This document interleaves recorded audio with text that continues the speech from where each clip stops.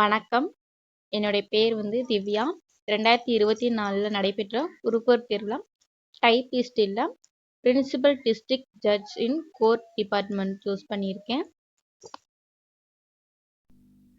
200க்கு மொத்தம் 164 கொஸ்டின் போட்டிருந்தேன்.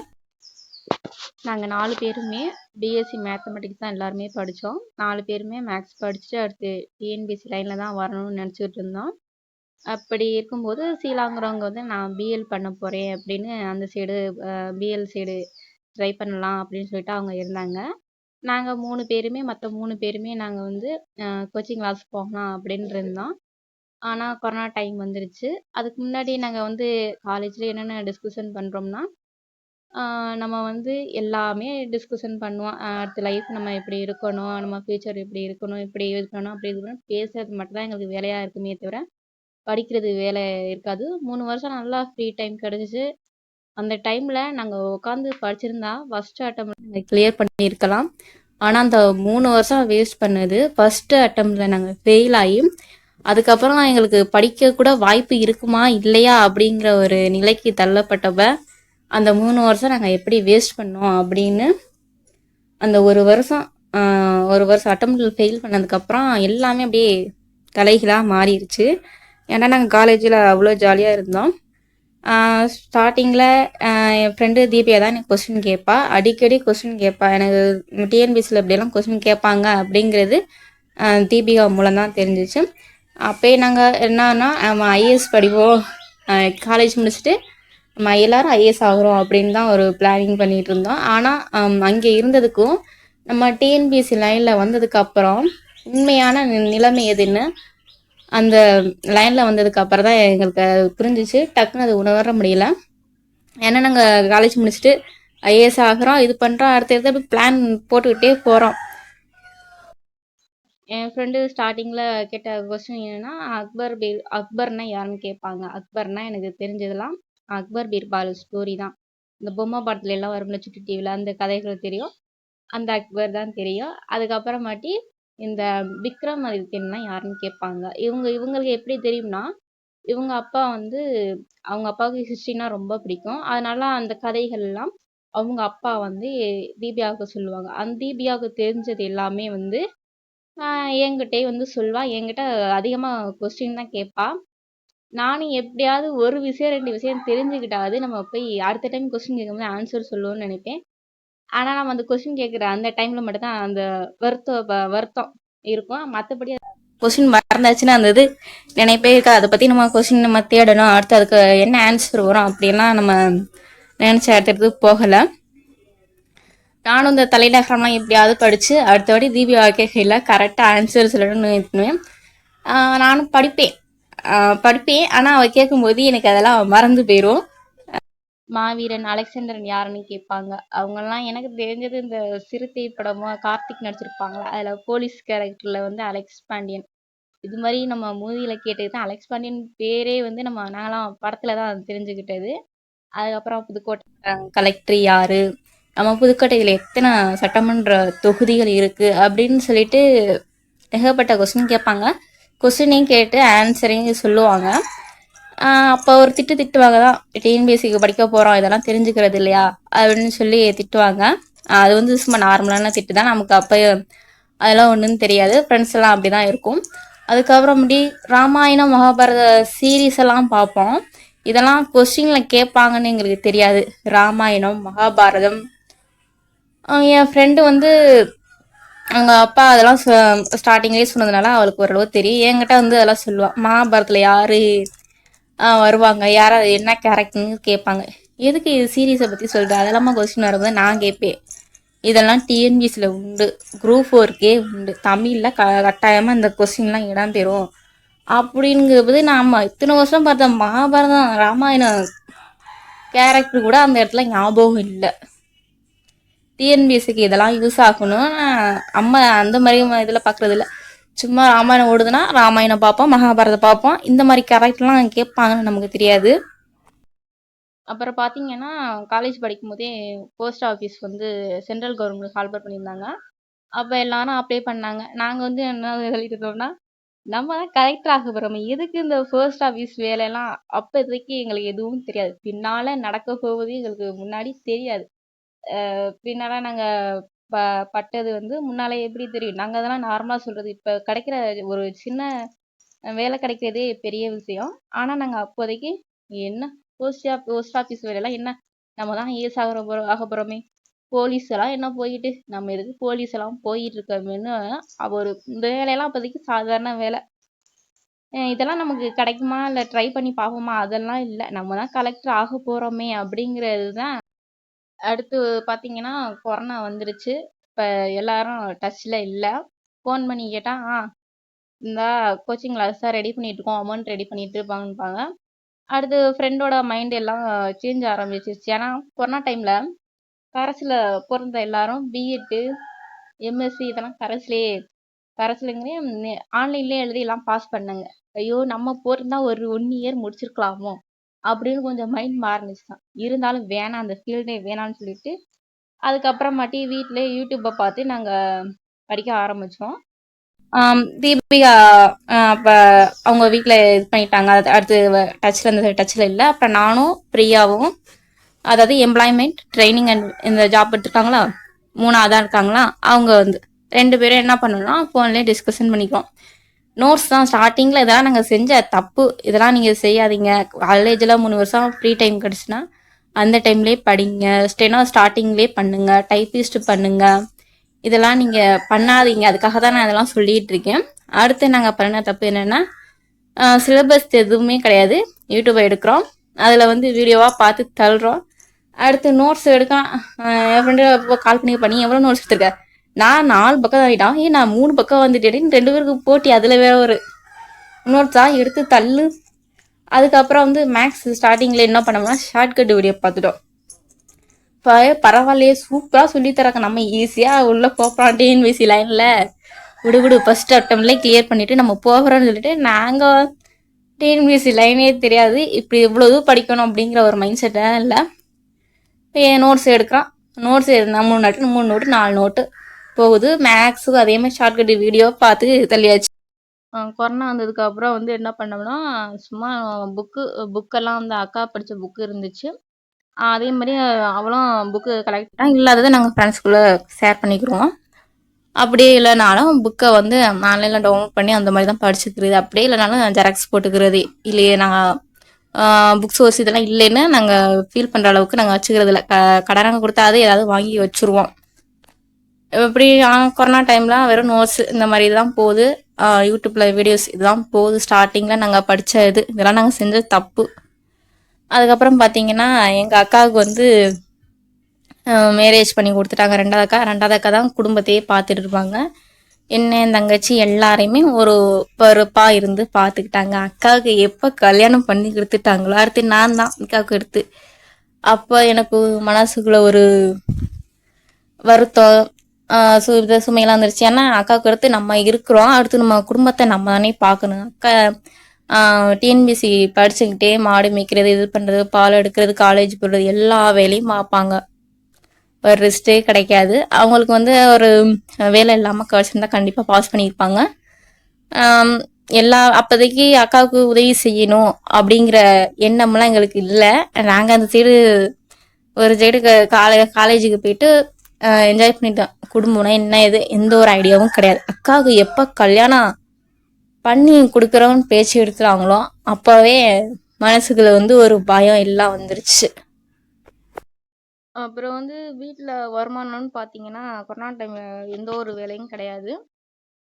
அம்மா வந்து ப்ரைவேட்டில் ஒரு பால் பண்ண மாதிரி வச்சுருந்தாங்க. அங்கே வந்து நம்ம சொந்தமாக வச்சுருக்க மாடை வச்சு பால் ஊற்றி அதில் வர்ற வருவாய் தான் நம்ம எடுத்துக்கிறதுக்கு சம்பளமும் கிடையாது. ஷார்ட்டேஜுங்கிற பேரில் போகிற சம்பளத்தையும் பிடிச்சிருவாங்க. அதில் வந்து என்ன பண்ணாங்கன்னா சரியான ரேட்டு வராது. மக்கள் வந்து ரொம்ப அதிகமான ப்ரெஷர் கொடுத்தாங்க. சரி மக்களுக்கு நல்ல ஒரு ரேட்டு கிடைக்கணும், நமக்கு வந்து சம்பளம் வருதோ இல்லை, நாங்கள் வந்து சம்பளத்தை எதிர்பார்த்து எப்பயுமே நாங்கள் வந்து வேலை பார்க்க மாட்டோம். எனக்கு வந்து அதெல்லாம் நான் வந்து எங்கள் அக்கா அதுக்கு முன்னாடி எடுத்துருந்தாங்க, அதெல்லாம் அட்ஜஸ்ட் பண்ணி தான் எடுத்தாங்க. ஆனால் எனக்கு அங்கே போய் இவ்வளோ ரேட்டுக்கு வந்து நம்ம வந்து கஷ்டப்பட்டு மாடு மேய்ச்சி ஒரு லிட்ரு வந்து 20 ரூபா 22 ரூபா போனோம். என்ன வருவாய் இருக்குது, மக்களுக்கு என்ன அது வரும், அதுவும் இல்லாமல் அந்த தீவனம்னு சொல்லுவாங்க, அதையும் கொண்டாந்து சேல்ஸ் பண்ணணும் சொல்லிடுவாங்க. அந்த தீவனமும் கட்டாயம் எல்லாரும் எடுக்கணும்னு சொல்லி அந்த கொரோனா டைம்லேயே ஒரு இது ப்ரெஷரு. அதையும் எடுத்துட்டு நம்ம அதுவும் 15 நாளைக்கு ஒரு நாளைக்கு சேல்ஸ் பண்ணிடணும் அப்படின்னு சொல்லுவாங்க. நம்ம இப்படியெல்லாம் சேல்ஸ் பண்ணா ஊத்துறவங்க ஒரு மூட்டை எடுக்குறாங்க. அது அவங்க வச்சு பால் அந்த அளவுக்கு ஊத்தி எடுப்பாங்களா என்னன்னு கூட தெரியாது. எந்த ஒரு வருவாயும் இல்ல. பார்த்தோம்னா மக்களுக்கு எப்படி இருந்தாலும் ஒரு ஒரு நட்டத்துல இது பண்ற மாரி தான். சரி அவங்களுக்கு ஒரு நல்ல ரேட் குடுக்கணும்னு சொல்லிட்டு வந்து ப்ரைவேட் கம்பெனி வந்து கேட்டிருந்தாங்க, நீங்கள் இந்த சென்டருக்கு மாறுங்க, ரேட்டெல்லாம் ஒன்றும் பிரச்சனை இல்லை, நீங்கள் கேட்கக்கூடிய ரேட்டு வந்து தாராளமாக வரும், இதெல்லாம் ஒரு பிரச்சனையும் இல்லைன்னு சொன்னாங்க. அப்போ என்ன பண்ணிட்டோம்னா அந்த கம்பெனி தெரியாமல் வந்து நாங்கள் இன்னொரு கம்பெனிக்கு வந்து மாறிட்டோம். அதுக்கப்புறம் அந்த கம்பெனி ஆளுங்க என்ன பண்ணாங்கன்னா, நீங்கள் வந்து திரும்ப எடுங்க, நான் அவங்களுக்கு வந்து நீங்கள் கேட்குற ரேட்டும் போட்டு தரோம். ஏன்னா இன்னொரு கம்பெனி மாறினதுக்கப்புறம் இதை சொல்கிறாங்க. அப்படியே அவங்க ரேட்டு தந்தாலும் ஒரு 3 மாதம் தருவாங்க. அதுக்கப்புறம் நார்மலாக வழக்கம் போல் அவங்க என்ன ப்ராசஸ் பண்ணணுமோ அதுதான் பண்ணுவாங்க. இதெல்லாம் நம்ம வந்து சொல்லி இது பண்ணாலுமே என்ன பண்ணாங்கன்னா, பாரு நீ நீ உனக்கு சப்போர்ட் பண்ணுவாங்கன்னு சொல்லிட்டு அவங்க ஊர் ஆளுங்க சப்போர்ட் பண்ணுவாங்கன்னு சொல்லிட்டு நீ இது பண்ணுறல, காசு தான் இங்கே வந்து இம்பார்ட்டன்ட் ரோல், ஏன்னா ரொம்ப ரோல் பண்ணும், நீயே பார்த்துக்க.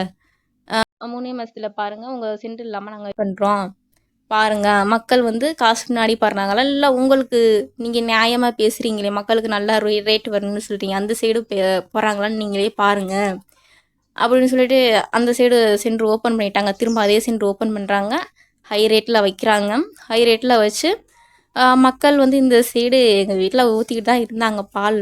அப்போ என்ன பண்ணாங்கன்னா நியூவாக நம்ம எங்கள் ஊருக்குள்ளே உள்ளவங்க வந்து வைக்கிறாங்க. அப்போ என்ன பண்ணுறாங்கன்னா வீடு வீடாக போய் நாங்கள் வந்து நல்லா ரேட் தரோம், முன்ன நாங்கள் இருந்த மாதிரி பண்ண மாட்டோம், உங்களுக்கு என்ன ரேட் தரோமோ அதை தரோம் அப்படின்னு சொல்லி மக்களை வந்து இது பண்ணாங்க.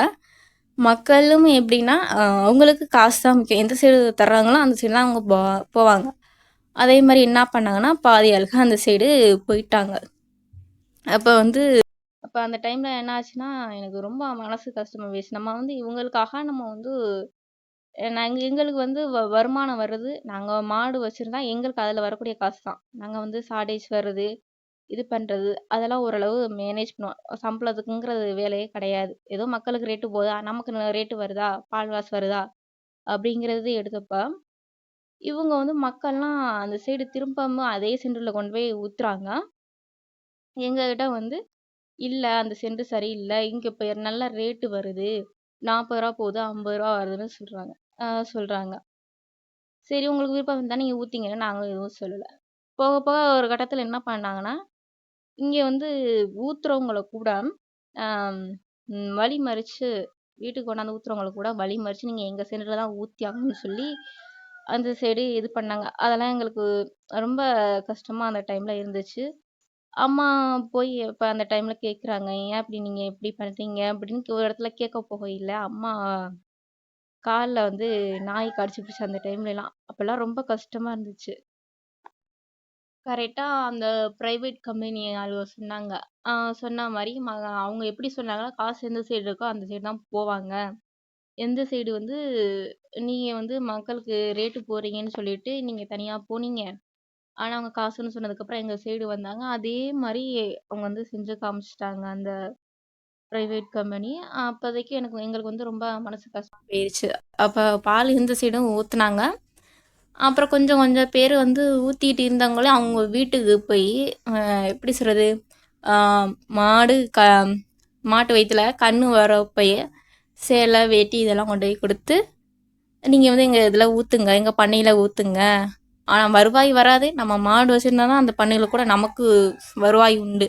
அப்படி தான் நம்ம வேலை பார்க்குறதுக்கு சம்பளம் வராது. ஆனால் அப்படி இருக்கும்போது இவங்க இப்படி இது பண்ணும்போது அந்த டைம் வேறு ரொம்ப கொரோனா டைமு, வெளியே எங்கேயே வேலையும் போக முடியாது, எதுவுமே பண்ண முடியாது. அப்பாவும் வேலைக்கு போகலை, எல்லாருமே வீட்டில் தான் இருந்தோம். அந்த சமயத்தில் என்ன பண்ணுறதுன்னு தெரியலை. சென்றும் மாதிரி ஆயிடுச்சு, ஒரு கொஞ்சம் பேர் தான், அதுலேயும் வருவாய் இல்லை. அப்புறம் வந்து சரி பார்த்துக்கலான்னு சொல்லிட்டு அம்மா அப்பா ஒரு மாடு வாங்கி வந்து அதை வந்து இது பண்ணாங்க. அந்த டைமில் என்ன பண்ணேன்னா, வருவாய் சுத்தராக சாப்பிட்றது கூட வழி இல்லை. என் தங்கச்சி 1 இயர் கோர்ஸ் நர்சிங் முடிச்சிருந்தாங்க. நான் வந்து உங்களுக்கு பார்த்துக்கிறேன் அப்படின்னு சொல்லிட்டு கொரோனாவாக இருந்தாலும் பரவாயில்ல, நான் வேலைக்கு போய் உங்களை பார்த்துக்கிறேன் அப்படின்னு சொல்லிட்டு, நீ படிக்கிறேன்னா படித்துவியா அப்படின்னு சொல்லி என் தங்கச்சி சப்போர்ட் பண்ணா. கொரோனா டைமில் வந்து எல்லாருமே வெளியே போக பயப்படுவாங்க. பஸ் வசதி எதுவுமே இருக்காது. அப்போ அந்த சமயத்தில் என் தங்கச்சி போகிறா. எல்லாரும் அந்த சமயத்தில் நம்ம ஹாஸ்பிட்டல் போனாவே நம்ம இந்த கொரோனா வந்துருமோ அப்படின்னு சொல்லிட்டு பயப்படுவாங்க. என் தங்கச்சி கொரோனா வந்தாலும் பரவாயில்ல அப்படின்னு சொல்லிட்டு அந்த டைமில் தான் நர்சிங் போய் ஜாயின் பண்ணுற, தஞ்சாவூர் சைடு போய் ஜாயின் பண்ணுற, தஞ்சாவூர் மெடிக்கல்லாம். அப்போ கொரோனா டைமுங்கிறதுனால ஆள் அப்போவே எடுத்துக்கிட்டு தான் இருந்தாங்க. சரி நாமளும் சரி எதுக்கு சும்மா இருக்கோம் அப்படின்னு சொல்லிட்டு ஒரு கொரோனா வர்றது ஸ்டார்டிங்லேயே ஒரு இது கொடுத்துருந்தாங்க. ஊருக்குள்ளேயே ஒரு கிளாஸ் இருக்கிற மாதிரி பிள்ளைங்களுக்கு வந்து ஸ்கூல் போகிற பிள்ளைங்களுக்கு வந்து டியூஷன் எடுக்கிற மாதிரி, அது வந்து மாதம் 5000 ரூபா சேலரி வரும்னு சொல்லியிருந்தாங்க. அதுக்கு வந்து சில பேர் நேம் லிஸ்ட் எடுக்க சொல்லியிருந்தாங்க. அது எடுத்து வச்சுருந்தோம். எடுத்து வச்சு அதுக்கப்புறம் கொரோனா டைமில் யாருமே ஒன்று சேரக்கூடாதுன்னு சொல்லிட்டாங்களா, அதுவும் போயிடுச்சு. அதுக்கப்புறமாட்டி சரி ஊருக்குள்ளே இப்போ சும்மா தான் இருக்கே அப்படின்னு சொல்லிட்டு பிள்ளைங்களை வர சொல்லி சரி டியூஷன் அதை எடுப்போன்னு சொல்லிட்டு இதெல்லாம் சின்ன சின்னமாக ட்ரை பண்ணது தான் வீட்டில் இருக்கும்போதே. ஏன்னா அக்கா வேலைக்கு போயிட்டா, அவனோட குடும்ப சூழ்நிலை அப்படி இருக்குது. அடுத்தது 3ஆவதாக நான் தான் இருக்கிறேன். அப்போ குடும்பத்தை நம்ம வந்து பார்க்கணுங்கிற ஒரு எண்ணம் எனக்கு வந்து மைண்ட்குள்ளே இருக்கும். அதனால் சின்ன சின்னதாக முயற்சி செய்வேன்னு சொல்லி தான் டியூஷனை ஸ்டார்ட் பண்ணேன். ஃபஸ்ட்டு ஒரு 2 பேர் 4 பேர் வந்தாங்க. அதுக்கப்புறம்லாம் பார்த்திங்கன்னா ஒரு 20 பேர் டியூஷனுக்கே ஃபீஸே தந்தாலும் பரவாயில்ல வர்றேன்னு சொல்லி வந்தாங்க. அதுக்கப்புறம் எப்படி நியூஸ் ஸ்ப்ரெட் ஆனிச்சுன்னா, அவங்க தங்கச்சி வந்து அங்கே வந்து நர்சிங்காக கொரோனா டியூட்டி பார்க்குறாங்க, அவங்க வீட்டுக்கெல்லாம் போகாதீங்க, பிள்ளைங்கள விடாதீங்க, உங்களுக்கு வந்து கொரோனா ஒட்டிக்கிறோம், நீங்களாம் டியூஷனுக்கு யாரும் விடாதீங்க, ஊருக்குள்ளே இப்படி பேச ஆரம்பிச்சிட்டாங்க.